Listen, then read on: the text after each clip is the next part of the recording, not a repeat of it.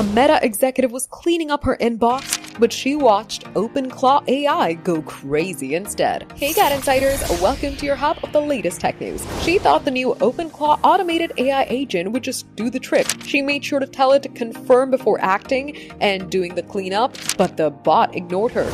It speed ran her inbox, mass deleting emails in seconds. No pause, no confirmation, just digital massacre. She scrambled to log in from another device and yanked the plug, but all went in vain. Hundreds of messages were gone. The AI later apologized, but the damage was done. And at JetBrains, the stakes were even higher. A fire alarm sounded. Staff prepared to evacuate. Then the AI assistant told them to just relax, calling it a scheduled test, but it wasn't. In one case, the fallout was inbox chaos. In the other, it could have been catastrophic. If this is what it's like to be in the age of acting AI, these new autonomous agents don't just suggest, they do. They delete files, book meetings, send messages, offer reassurance in emergencies. They offer fewer clicks, less hassle, and more productivity, so it feels irresistible to ignore. But here's the catch. When a human hears confirm before acting, it's just another data point for AI. Just code executing at machine speed. We've seen this movie before. Autopilot systems still require pilots. Algorithmic trading still needs guardrails. Yet when it comes to our inboxes, offices, and emergency channels,